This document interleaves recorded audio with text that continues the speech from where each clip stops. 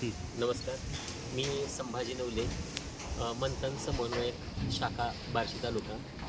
आज दिनांक 1 फेब्रुवारी 2026.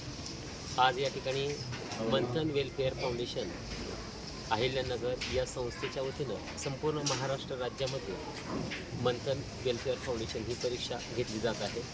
तर या परीक्षेमध्ये इयत्ता 1ली ते 8वी मध्ये जे विद्यार्थी शिकत आहेत असे सर्व विद्यार्थी या स्पर्धा परीक्षेमध्ये सहभागी झालेले आहेत. आणि या स्पर्धा परीक्षेमध्ये बार्शी तालुक्यातील सर्व विद्यार्थी मोठ्या संख्येने आणि मोठ्या उत्साहाने या स्पर्धेचा भाग म्हणून आज आपण या ठिकाणी पाहत आहोत.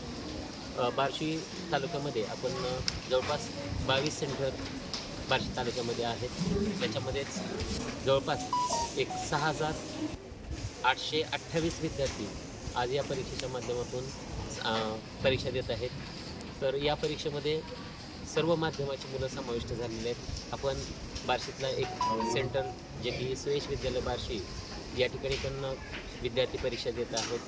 जवळपास 1000पेक्षाही अधिक विद्यार्थी या 1ली ते 4थी या वर्गातील विद्यार्थी देत आहेत. त्याचबरोबर 5वी ते 8वी या वर्गातील जवळपास एक 500 विद्यार्थी या स्पर्धेमध्ये सहभागी झालेले आहेत. या स्पर्धेचा मुख्य उद्देश विद्यार्थ्यांच्या प्रज्ञाशोध करणे, विद्यार्थ्यांना म्हणजे ज्ञानाची वृद्धी होणे, त्याचबरोबर भविष्यकाळातील ज्या स्कॉलरशिप परीक्षा आहेत किंवा भविष्यामध्ये मुलांच्या ग्रॅज्युएशननंतर ज्या विविध स्पर्धा परीक्षा येतात त्या स्पर्धा परीक्षेला विद्यार्थ्यांनी सहज सामोरं जावं किंवा त्यांच्यामध्ये त्या प्रकारची जिज्ञासा निर्माण व्हावी किंवा त्यांनी भविष्यकाळातील अडचणीवरती सहज मात करावं हा या संस्थेचा एक मुख्य उद्देश आहे.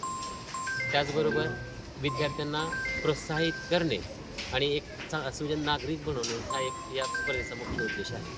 सुयश विद्यालयामध्ये आपण जे सेंटर आहे इथं नेमका स्टाफ कोणाचा आहे, सुयशचा आहे का आपला?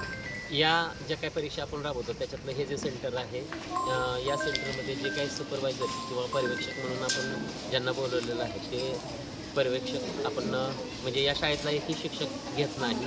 तर ही सर्व यंत्रणा आपण विविध स्पर्धा परीक्षेचा अभ्यास करणारे विद्यार्थी व D.Ed. B.Ed. करणाऱ्या या विद्यार्थ्यांच्या माध्यमातून राबवत असतात.